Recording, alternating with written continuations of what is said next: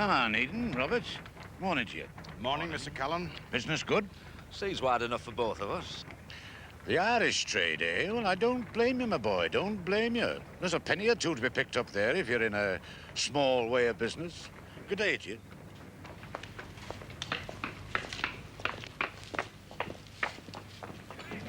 Right.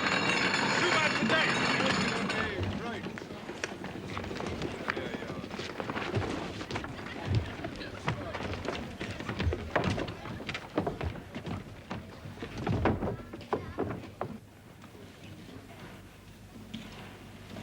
Is that all you could find?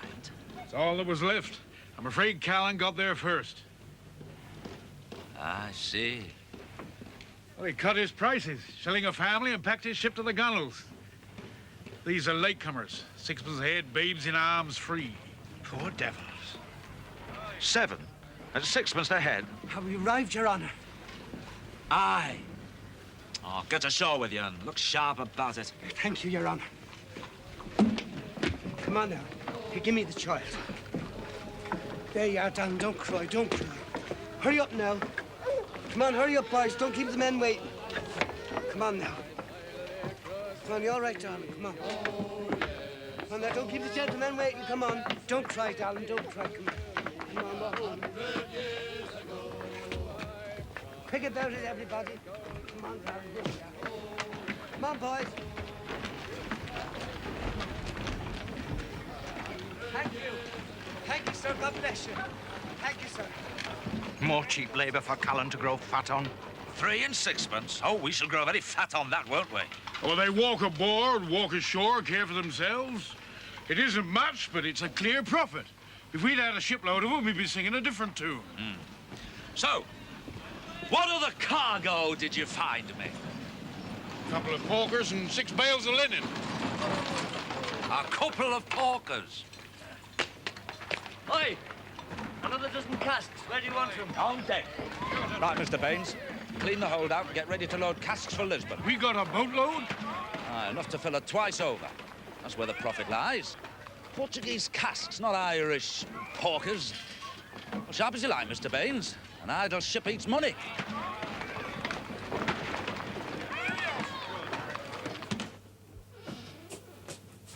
Blasted casks. It's bad enough having an upstart merchantman for a son-in-law without him turning me quarters into a warehouse. Business, Father, until James finds a suitable repository. Can't even get out to the petty without fighting my way through pyramids of empties.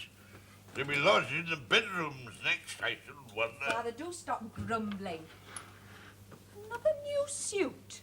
A gentleman is expected to cut a figure, a point which seems to be lost on that penny-pinching husband of yours, doling out his miserable half-guinea a week, keeping a man of substance on short commons, robbing me of my ship, turning me only daughter's head with fine-sounding promises. Where are you getting all this money from? That whippersnapper James is not the only one with its head screwed on the right way.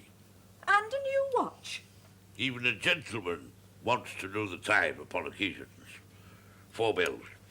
I'll be off to be constitutional. Not until I know where this money's coming from. If you're running us into debt, James... I spend my own money in my own way and account to no man. Least of all to that jumped-up jack and boots of a son-in-law. James has kept his side of the bargain. He promised to take care of you, and he's doing so. Then I shall be a burden upon him no longer. Tonight I'm dining with friends, real friends, who know a man's worth. You'll not be late. I come and go as I please in my own house. Thank you very kindly. My, we do look smart this evening. Blasted casks. Oh, Father seems to have found the Midas touch. Wish I had his good fortune. He must be borrowing it. Well, I'll not be responsible for his debts. But James, if he's No, I've other things on my mind. See, the Braganza's casks are arriving by the cartload. I need to get a warehouse, and then more ships. Sometimes, James, I think you're inhuman. What? Your entire concern is with warehouses, casks and ships. Well, what else should concern me? I grant you, the coastal trade doesn't bring in much profit. Coals to Ireland, salt to the Isle of Man's hardly going to keep us in the lap of luxury, but it is a beginning. You're never at home. You call this a home? Now, you're right. We should look for other lodgings. What, rent to pay, furniture to buy? Living in your father's house. You need a home of your own to look after. What we need and what we get are two different... No, you'll ruin the bread. You'll ruin us all, James. My father, your brother Robert. The trouble is, you'll never listen. You listen to no one but James O'Needing. You're right. There's only one thing for it. We must get a warehouse. We've no money to rent even a house, and you talk of renting a warehouse. Buying a warehouse. Buying a warehouse? And where would you hope to find such premises? As Jack walked one morning, Point Beach up and down, he spied pretty Polly of Mary Portsmouth town. As soon as Jack seen her most beautiful... And I'm telling you it's cotton. Look at these muffles. Disgusting.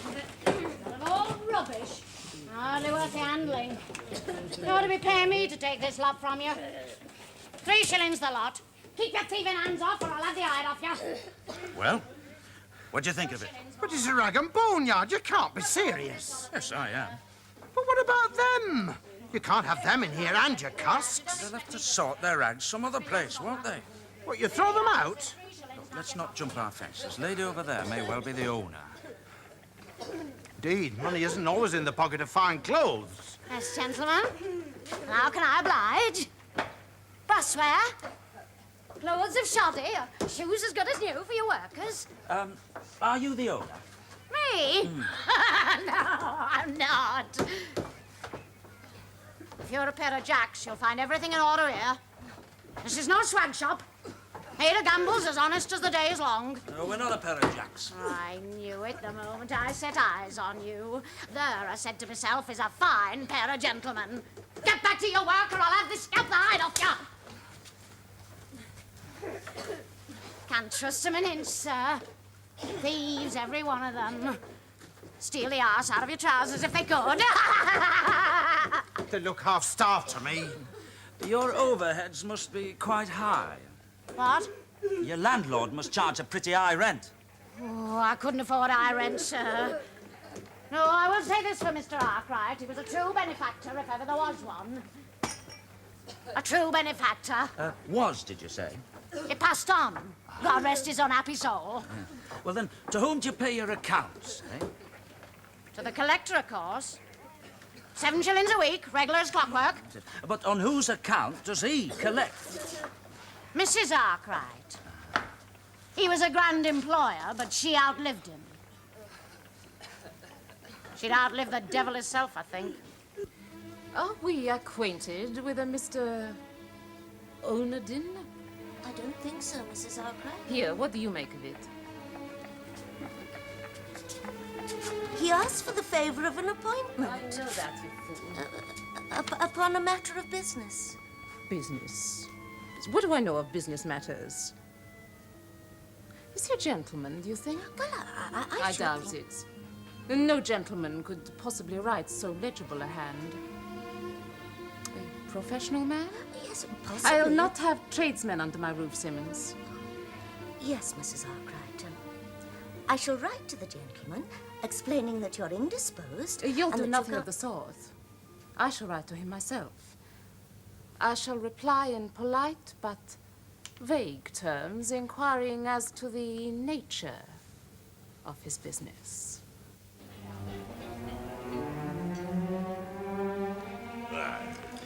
All right, you leave it there. I'll help myself.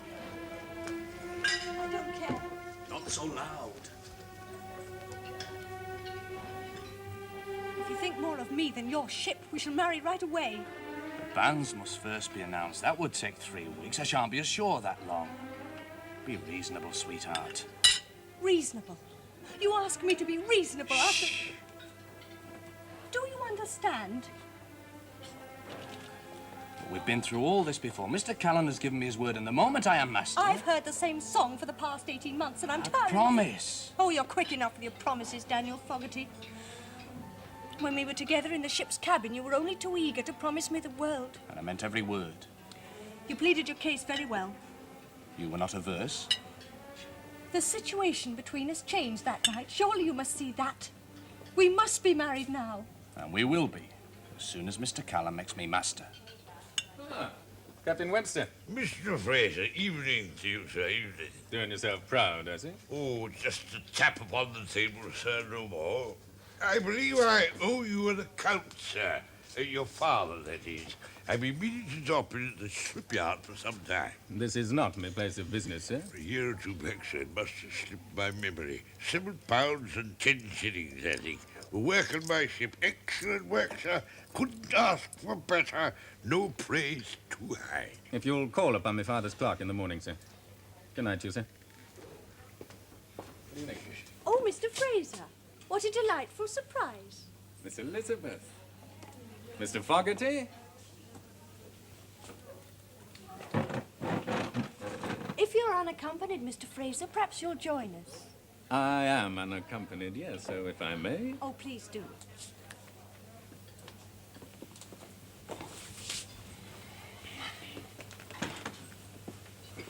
I shall commence with the same course. Then you may not claim the advantage of me. We're having the saddle of mutton. Then to our muttons let it be.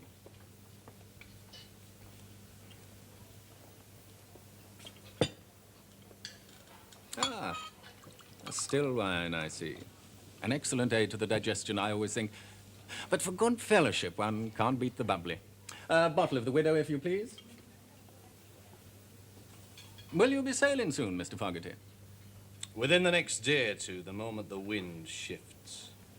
How long will you be away, Daniel? To Oslo and back, a matter of weeks. I've heard you're to be made master soon, Mr. Fogarty. Mr. Callon has promised me the first available berth. If he keeps his promise. I've always found Mr. Callon to be a man of his word, sir. It's a rare quality in the world of commerce. But allow me to offer you my congratulations, sir. Thank you.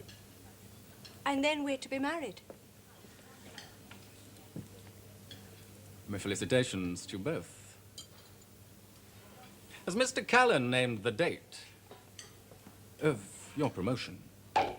Thank you, I'm sure that'll be absolutely splendid.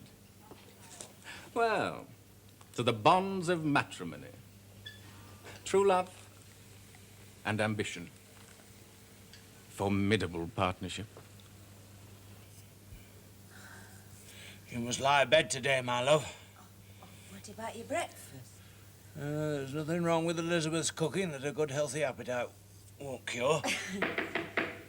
Oh, who on earth is that at this time of the morning? It's James. Is there no peace from the man? All right, I'll be down directly. Oh, Elizabeth. How thoughtful of you. Is it all right? I think I should call the midwife. She won't come until it's time. Confound that man. Has he no patience? Now think, oh, my love. You lie abed today, do you? Yes, Robert. And no more partnerships with your brother James. Do you take me for that much of a fool? All right, I'm coming. Does it hurt much? At times. But don't tell Robert. You know what a worry he is. He thinks I'm undergoing pleasant sensations and he's the one that's doing all the suffering. Aren't you frightened? I'm looking forward to it, really. Sarah. When... How did you first know? Elizabeth, you shouldn't ask such questions till after you're married.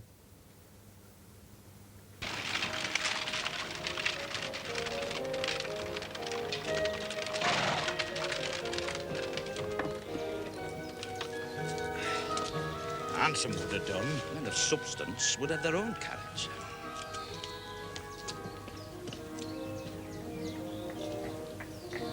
Two gentlemen. What sort of carriage? Oh, very handsome, Mrs. Arkwright. Very handsome. Come away from the window, Simmons, and stand by me.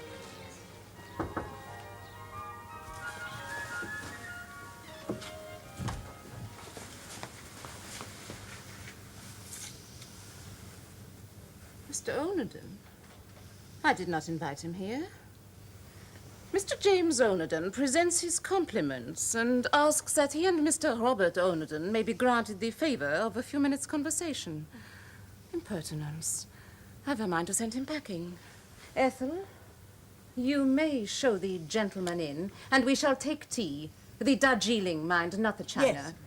I shall not waste good China tea on persons who can only afford one card between them. Very well, Ethel, you may go. Mrs. Arkwright, it occurs to me... What? that- Oh, nothing. Then hold your tongue. Yes. The gentleman, ma'am. It's quite impossible to find a decent class of servant these days. I apologize for the inconvenience of the hour, Mrs. Arkwright. May I present Mr. Robert Oneden, my brother and business partner? And you, I take it, are Mr. James Oneden? Mrs. Arkwright. My companion, Miss Simmons. What is the nature of the business which brings you here so hot-foot, Mr. Oneden? Well, I have an interest in shipping. What sort of interest? I am an owner, madam. I have no such interest, so far as I'm aware. And when it comes to matters of business, I prefer to be represented by my lawyer. Oh, I would agree, Mrs. Arkwright, that once we have established grounds for negotiations, lawyers may very well be necessary to protect our mutual interests. But at the moment, I'd consider them both a waste of time and money. Your time and my money, no doubt. My time I find to be a commodity in increasingly short supply. Is your brother the silent partner? My brother had the consideration to accompany me out of his high regard for the proprieties. Oh. A lady so recently bereaved might not have cared to receive a gentleman unaccompanied. You show great delicacy of feeling. It does you credit. Wonder if we might have a few moments' private conversation. If Mr. Oneden has a botanical interest, I'm sure that Miss Simmons would deem it a pleasure to conduct him to the conservatory. I should be more than delighted. There's no reason to remain standing, Mr. Oneden.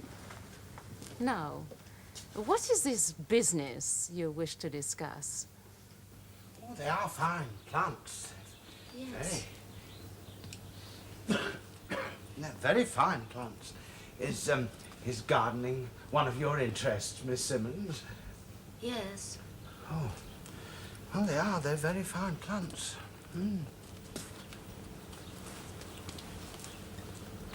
That is the eucalyptus. Oh, well, I wouldn't have known. No, I wouldn't have known that. It's from Australia and said to be of great economic importance. Oh, you don't say. Many species produce valuable timber and oils of various kinds. Eucalyptus oil? And menthol. Of course.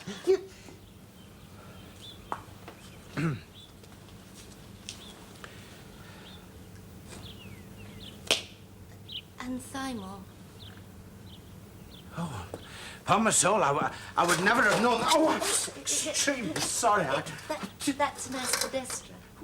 Well, I thought they grew them in pots in the foyers of the better class hotels. And in front parlours. And Mrs. Gamble is guaranteed tenure at a fixed rate of 7 shillings a week. You are well informed, Mr. Oneden. Well, I can see that the presence of Mrs. Gamble in the articles of her trade might prove to be a stumbling block if you ever considered selling the warehouse. You have considered selling it, I take it. Mr. Oneden, since the death of my husband, I've not been well enough to consider mundane matters of business. I believe, however, that you did have an offer from Mr. Callon. Oh, yes, that's right. I'd quite forgotten. But on learning that he couldn't get rid of Mrs. Gamble, he withdrew his offer. You said that you had a figure in mind, Mr. Oneden. Yes, I have. £200. £200? A fair offer. A little above market value, I'd say.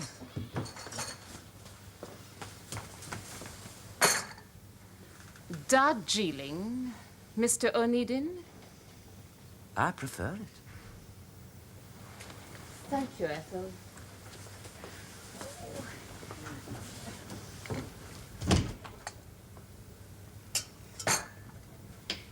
Cream. Thank you.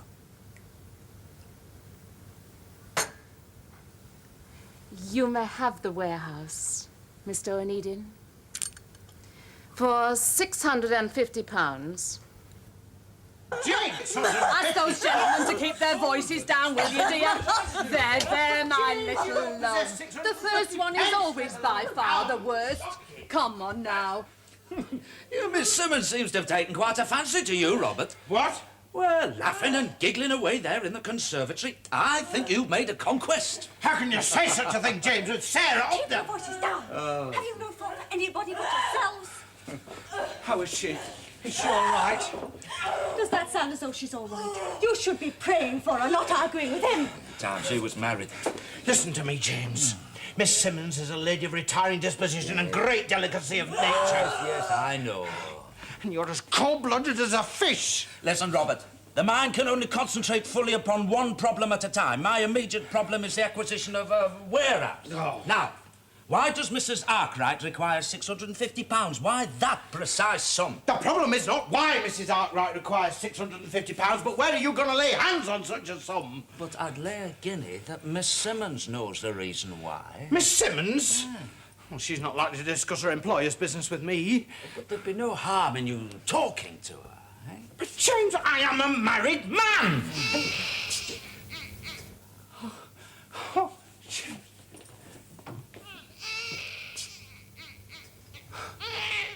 More than that, Robert. You're a father.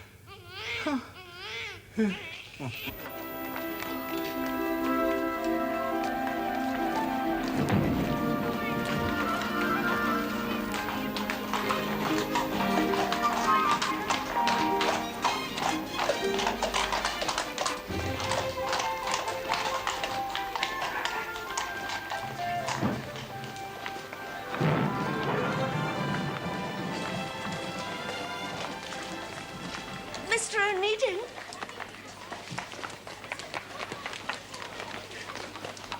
I received your little note, Mr. Onedin. Such a mysterious billet-doux. My intentions are strictly honourable, Miss Simmons. Oh, but of course, Mr. Onedin. I should not have come had I imagined otherwise. Quite. I flatter myself that I'm a fair judge of character, though not wholly accustomed to the attentions of the stronger sex. I assure you, Miss Simmons. But I read you instantly as a man of heart and sensibility. But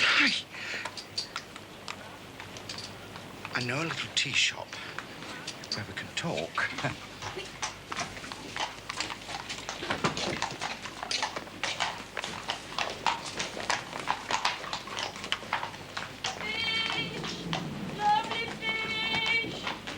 It was most kind of you to give me so much of your time, Miss Simmons. Oh, but it's most kind of you to ask me, Mr. Onedin. I'm usually at quite a loose end on my free afternoon. I have one free afternoon a month. Is that all? Well, I'm not a servant, Mr. Onedin. Oh, no, of course not. I merely meant that a lady of your... Yes? Well, of your attainments would find herself a better occupation than sitting in a tea shop with a stale old bun like myself. Oh, but I do not think you a stale old bun, Mr. Onedin. I think you're a kind and generous man. Oh, dear. I hesitate to ask, Oh, but Miss... you must. Oh, I'm overwhelmed with curiosity. It was such a mysterious note and on such short acquaintance. It was unforgivable of me. Oh, no. You're more than forgiven. Would you think it forward of me if I were to call you by your Christian name? It's Robert, isn't it? Yes? Robert. Oh, that's a fine, manly name. Robert. Mine is Enid.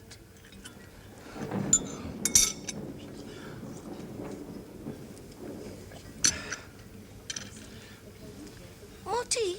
Oh, thank you. Miss Simmons. Miss Simmons. Yes? Mrs. Arkwright. She lives alone. Oh, quite alone, except, of course, for myself and the servants. But it is not her house, is it? Oh, no. Mr. Arkwright left the house in trust for his married daughter. That was awkward for her. Oh, well, Mrs. Arkwright is allowed to live in the house rent-free for as long as she chooses. Oh, I see. Like the Amazon in the warehouse. Have you met Mrs. Gamble? Oh, she's a dreadful, vulgar woman. But you see, Mr. Arkwright was determined to make provision for all his workers.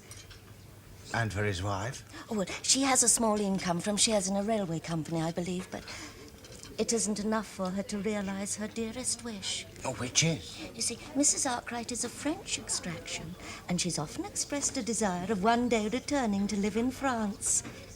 In La Rochelle. Oh, La Rochelle? She was born and spent her childhood there. Oh, well, why didn't she go? Well, she'd need to buy a residence, you see. Oh, I see. That's why she needs the 650 pounds. Will you go with her? Oh, no. She'll travel alone. She's made that matter quite plain. Then what will become of you? I shall manage. You have friends, relatives. I'm quite alone. But you have money saved. No, I'm an unpaid companion, you see. But surely she won't pitch you out into the street. An employer is not required to justify his actions to an employee, Robert. No, of course not. I know that, but it's monstrous. But believe me, Miss Simmons, I shall do everything in my power to see that you do not suffer the consequences of the offence. Mr. Callon. Mr. Callon, may I present Miss Simmons? Miss Simmons, Mr. Callon. More than delighted to make the acquaintance of such a charming companion. Yes, well, it's purely a matter of business, Mr. Callon. A matter of business. Business? Nay, you pay the lady a poor compliment, Robert. No, it's perfectly true. You see, Miss Simmons and I were discussing the warehouse, were we not, Miss Simmons? Well, that's an odd topic of conversation for a tete-a-tete. No, you see, it's James' idea, you see. Mrs. Arkwright wishes to sell... Sam Arkwright's old place, eh? So you're acting on behalf of Mrs. Arkwright, are you, Miss Simmons? Yes. No, that is, yes and no. Oh. You see, it was a chance meeting and a cup of tea and private conversation. Oh, well, I've no wish to intrude on your private business, Robert, my boy. My regards to your wife. Thank you, I will convey them. And I understand you're to be congratulated. A fine, bouncing boy, eh? 7 pounds, 12 ounces. Yes, another little O'Needin to plague us, eh? Well, good day, Miss Simmons. I'm delighted to have made your acquaintance. Robert? Mr. Callon.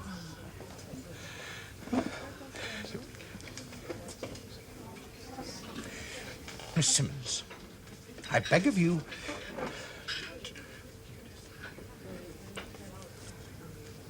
Thank you for the tea, Mr. O'Needin. I trust you have all the information you require.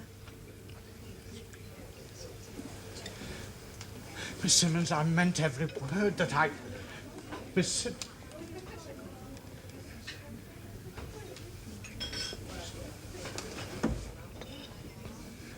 Damn James and his blasted schemes. You blabbermouth! It was a most embarrassing situation.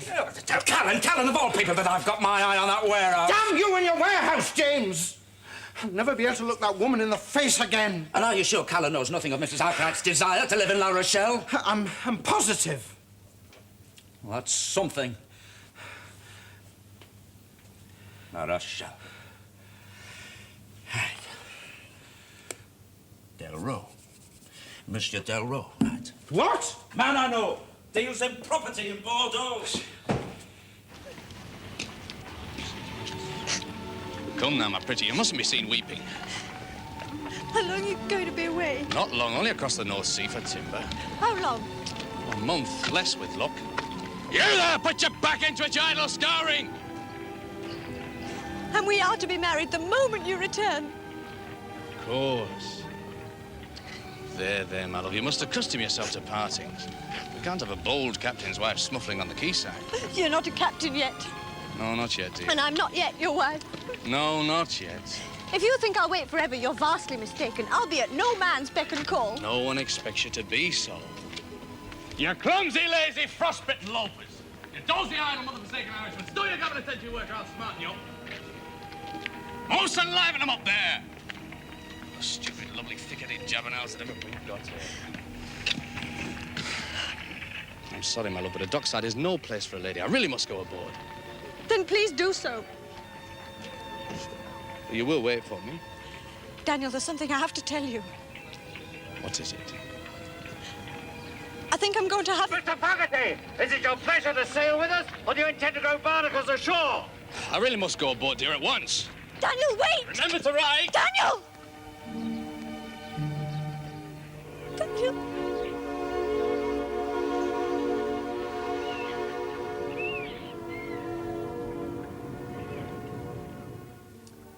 Our profit to date is £37. I thought it nearer to 70 or 80. You hadn't taken these into account. Bills. Aye. There's one here for £12 for cooperage alone. £37. You'd do well to forget your warehouse for a while. No. I'll find the money somehow. No, thank you, James. Look, I do not pretend to understand what a limited company means, but I want no part of it. Do you know that I owe £13 from our partnership? Do you know that? Yeah, but this time you shall incur no debts. I shall not, because I shall not be involved. Look, this new Act of Parliament is designed specifically to limit the liability of shareholders such as yourself. Not a penny, James, not another penny more. Robert, listen to James.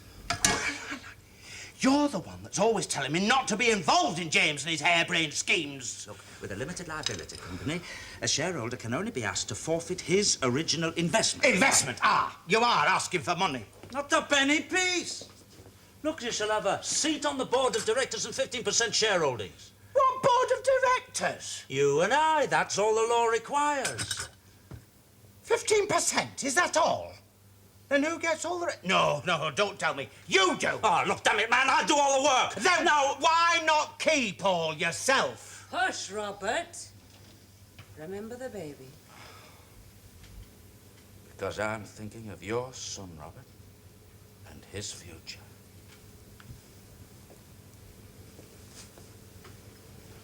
And how is the youngest of the Oneidans, eh? He's got lungs of brass as well. Ah, kept us awake all last night.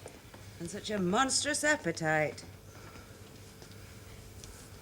What do you think of that, you little monster? Your father, a company director. Hmm. There's a little choke in...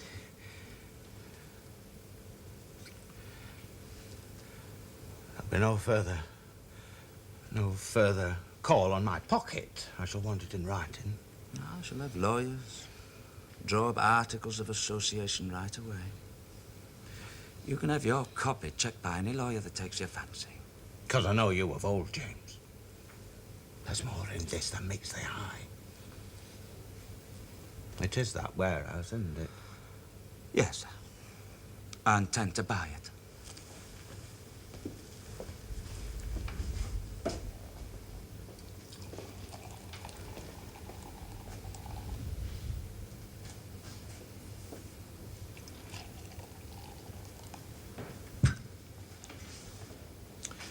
How do you propose to raise this money? Right. A company borrows on its assets by ship. I stand to lose most, therefore I take most. And I shall go ahead with or without you, Robert. Look, she's asking £650. Now, you'll not raise that sum of money against the Charlotte Road. No, I shall raise 250 against her and another 200 by mortgaging the warehouse itself. And that comes to £450. Mrs. Arkwright is asking for £650. Leave that problem with me, will you? All right. There is just one thing, though. Mm-hmm. What about Miss Simmons?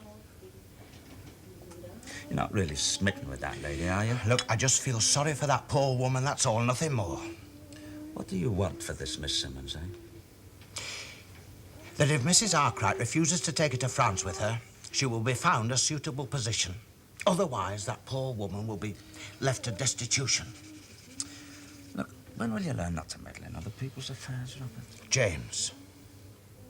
Very well. I shall find Miss Simmons a suitable position. I have your word. Mm-hmm.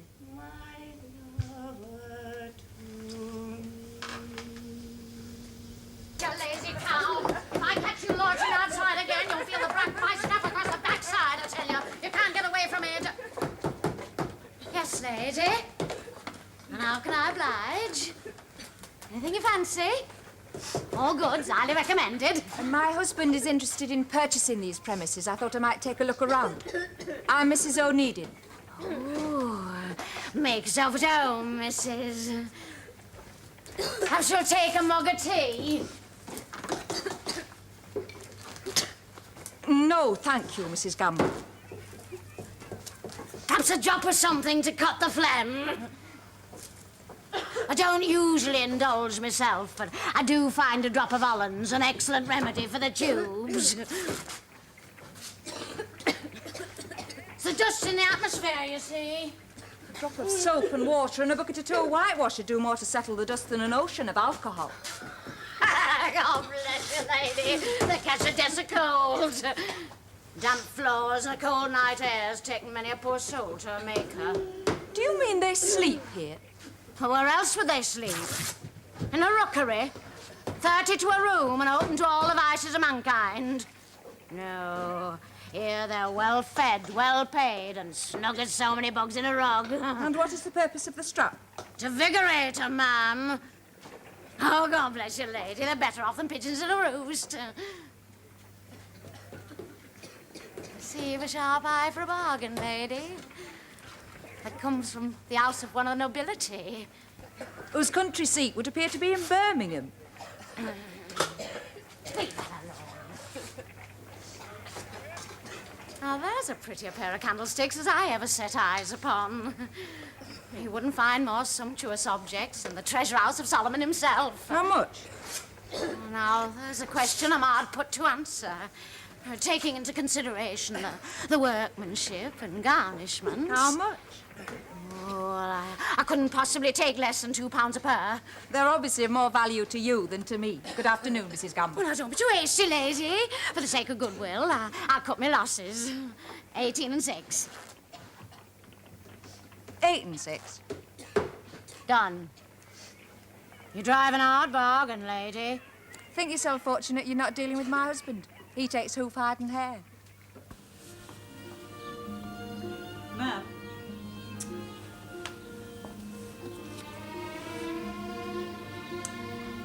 So, Mr. O'Needin wishes to favour us with another visit. Very well, Ethel, you may show the gentleman in. Yes, ma'am.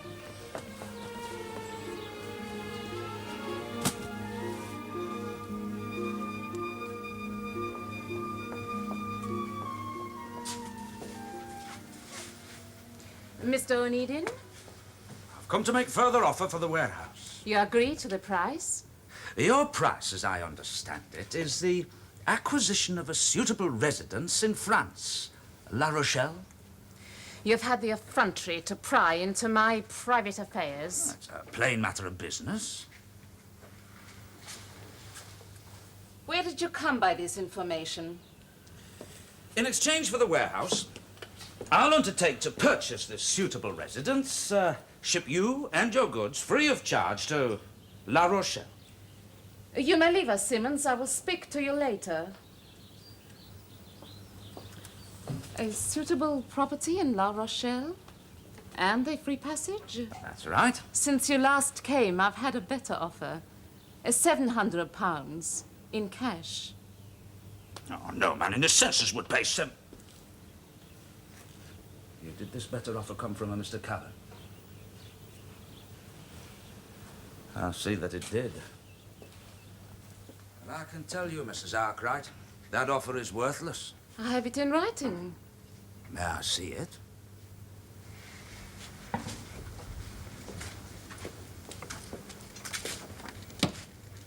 Just put a letter. £700. It's there in black and white. Subject to contract. A lawyer's trick. Has your own lawyer advised you? No. Well, I should consult him without delay. You say this offer is worthless?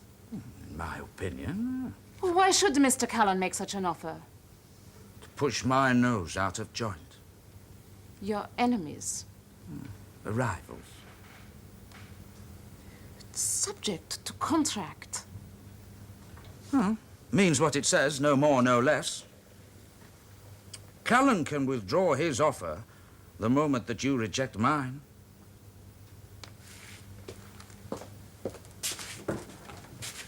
I'll sail within the week.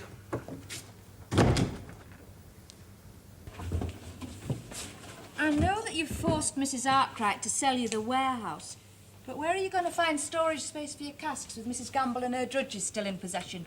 Well, I shall have them out. But how? Neither Mrs. Arkwright nor Mr. Callon could find a loophole in the covenant. How can you hope to? Documents are drawn up by lawyers for lawyers. More ways of killing a pig than choking it with butter. But how? I don't know. Yet.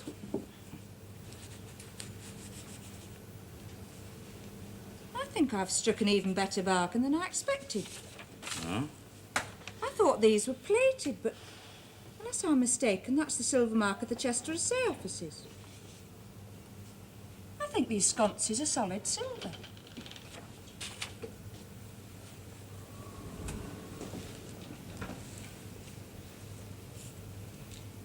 Wonder Mrs. Gamble knew their true value. She named a high price for junk. She wanted £2 at first, but settled for 8 and 6. Did she now? Who in their right mind would throw out silver candlesticks? Anne, you're a heaven-born genius. James, where are you going? What? A thieves' kitchen. You are a fence. You can't say things like that. You're taking away my character. Well, then explain this. Oh, I came in with the junk. It's them junk men. Thieves, every one of them. Ah, so you deal with known thieves, I didn't do you? say that. Well, then you wouldn't mind an officer of the law coming to search these premises, would you? Oh, I've never knowingly bought nothing from nobody, knowing it to be stole. Well, then you've nothing to be afraid of, have you? In fact, you could perform a public service by laying on information. What? Against those rogues who've taken advantage of your good nature. Oh, I couldn't do that. I'd wake up one fine morning with my throat slit. You set me a pretty problem, Mrs. Gamble, you know. I can't possibly allow my good name to be tarnished by allowing these premises to be used by thieves and rogues. Well, my duty's plain. Oh, just a minute, sir. Well, I don't want to be no bother, sir. I understand what you mean about thieves and such visiting your premises. Well, I could turn them all away, but how am I to know the thieves from the honest ones? Well, I can't turn them all away, can I?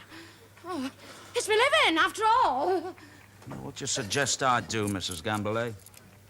Well, I could take other premises to carry on my business. Of course, I'd be out of pocket. Would 10 sovereigns help?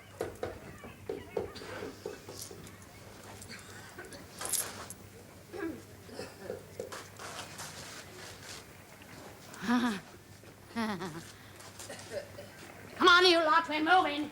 Get on with it. Come on, Brother Robert. Okay, come on, then. Pick up those things. Come on, you ladies. Miss Simmons, what are you... Sitting there all Miss day. Simmons! Well, now you can earn your supper tonight. You vile. Every button is a penny, you know. Come on, Miss, come on. Miss Simmons, this is not of my doing, believe me. Come on, Robert, we've work to do. What about you lot up there? Didn't you hear me? We were moving. Why is Miss Simmons here? Give me a hand with this. Why is Miss Simmons here? Robert, when will you learn not to meddle in other people's affairs, eh? You gave me your word that you would find this woman a suitable position. Well, is this a suitable task for two company directors nailing up a signboard? Now grab hold of that end and let's get the ruddy thing up. James! £150. Well, gentlemen cannot live on air. Where has it all gone? Oh, no, don't tell me. New suits, dining out, all your past debts. Paid, all paid. Last I can hold up my head again. What am I to do with him? It's his cottage. Was his cottage. I didn't expect it to foreclose so soon. It's that rogue Callon. He bought up my note and squeezed me dry. Mr. Callon? Yes, he's a vengeful man. And who shall blame him? What on earth possessed you to borrow money that you couldn't pay back? You seem to do it all the time. But of course, I am a gentleman. That'll be the bailiffs come to take possession. Don't let them in. Don't let them in. At least we shall have a roof over our heads.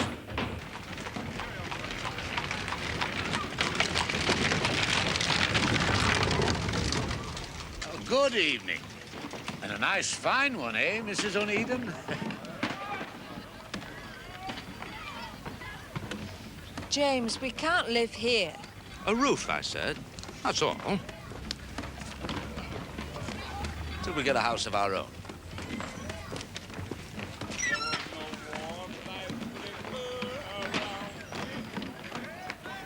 No blankets there to fold.